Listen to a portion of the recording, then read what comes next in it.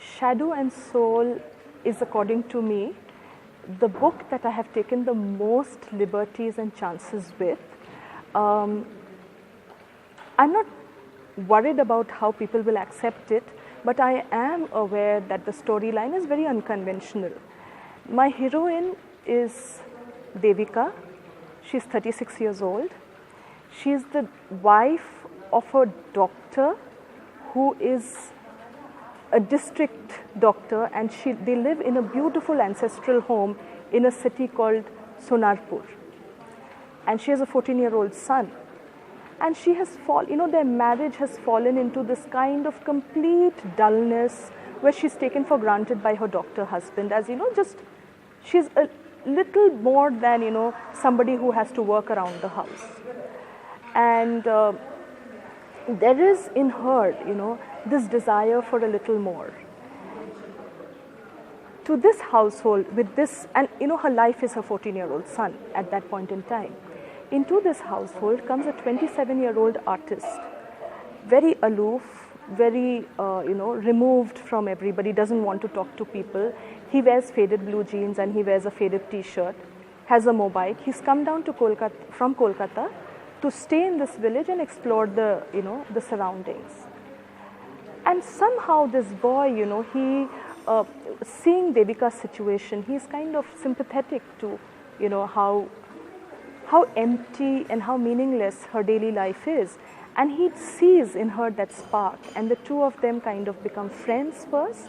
He tries to teach her art because he's an artist, and they draw so close that they have an extramarital affair. So this is, in my sense, in my head, it's an explosive story. And it's also a very realistic story because this does happen. However, my, my artist hero, whose name is Short Joe, is very aware that this can only be a short-term thing and it's just a holiday fling. And, while he loves her and while he is completely committed to her, he's aware that she's married, he's aware she has a 14-year-old child, and he's aware that this has no future. And he goes away. My story starts 4 years later. At this point, Devika is almost 40, Shorjo is 31. He returns to want to shoot a film in that house, which is a beautiful ancestral house in a district. And he realizes that Devika's husband has got a couple of promotions and he's now in Kolkata. And the son has got into medical college and he's in Kolkata too. And Devika has chosen to live on here. And he comes with his film crew, and now, he's this big shot director. Actually, it's his first it's his directorial debut. But, he's become a powerful young man, etc. And very slowly, they rediscover, their feelings for each other. And again, in this story as well, both people feel that he feels he made that sacrifice for her, she felt the sacrifice was not needed, and felt what could he do otherwise? He's so much younger than me, there is no future to this relationship. And once again, they take on where they left off. So side by side with the film shooting, I talk a lot about the actors and actresses there. And Devika and Shorjo actually take up, their relationship again. This time Devika has no expectations, but she's quite happy that he's there. And at the end of the film shooting, everybody packs and he goes back. But in my story, this time Shorjo returns. So because he realizes that, she has no other life, so he returns to be with her. And it's a very powerful story. It's my best so far. It starts with him coming to this house. The book starts with him coming to this house and asking permission and finding out to his shock that she lives alone here, And then there's flashback, and then, then it's like a lot more of the rediscovery. And, and he never gives her an inkling that, he cares or whatever. And there are other things happening. She realizes that both his actresses, he has one major actress and minor actress in his film, and both of them are chasing him. And because he's, he's a rich man and he's eligible and he's now a movie director. So she realizes all of that, and she says, whatever little of him that he gives me is okay with me. That's her mindset. And, she, of course, they have a bond that transcends age, transcends all social expectations, and they have that, that commitment to each other. And it is seen through in the end. Between Shorjo and Devika, I think the first bond was respect. You know, there was respect on both parts, and the other, I think, was the willingness to share. You know, willingness to accept and to share, which both of them had. Whereas, we find Devika's husband being very, very self-centered and wanting things his way and wanting his food in a particular way. And, as he got more and more arrogant in his demands, he shut himself out more and more. And, he stopped looking at Devika as a person. And that's what Devika wanted. She wanted to,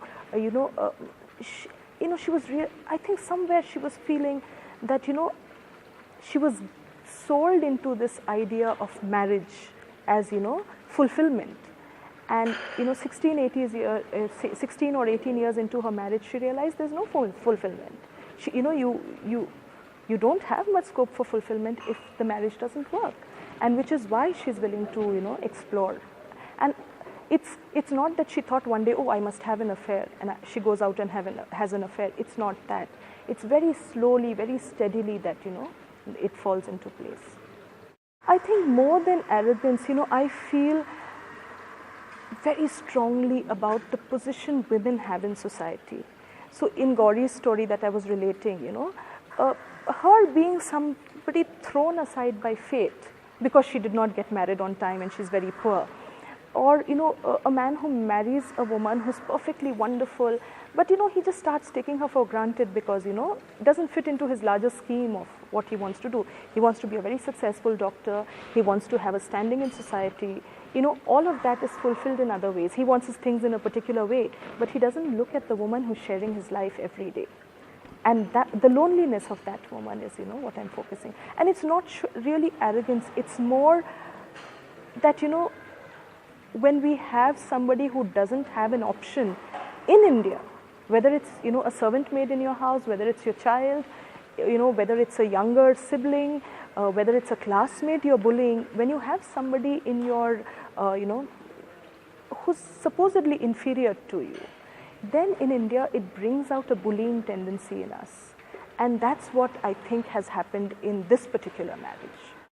I actually feel that there are certain people whom you can change and there are certain people who are incorrigible.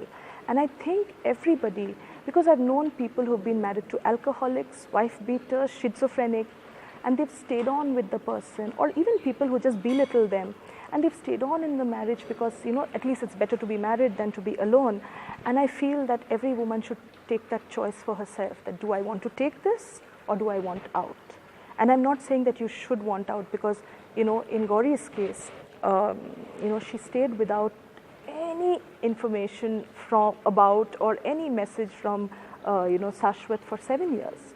Whereas in this, though her husband is in the same house, she just found the silence and whatever deafening. And I guess every situation is different. And I guess also marriages are a lot about personalities. And according to me, in this, the yearning, the artistic aspirations, the desire to taste life that grew in Devika were incompatible with what her husband could offer. And I feel more than everything else, you have a higher morality of being true to your feelings. And, as a romance writer, I would say that, that emotional power is the most important thing. Hang morality for a while. So anything else about the book you want to add? Again, I would say that, this is the best book I have written. It's got so much beauty because they live in this countryside with a river flowing by. And, Shorjo and Devika, you will fall in love with both of them because their discourse has a lot of art and a lot of imagination and a lot of poetry, even when they talk to each other. The first time, Shorjo shows interest in her, he says, come, let's go up to the terrace and lie on the terrace and watch stars. So he doesn't say, I want to kiss you, I want to get into bed with you, but they have these shared things, and that whole thing is so, I think it's beautiful and romantic, and that's what I would say to everybody. And I read all my books, they'll fill you with 2 hours of joy and love. Let me confess, my Bangla is, very, very poor. I was a very sick child.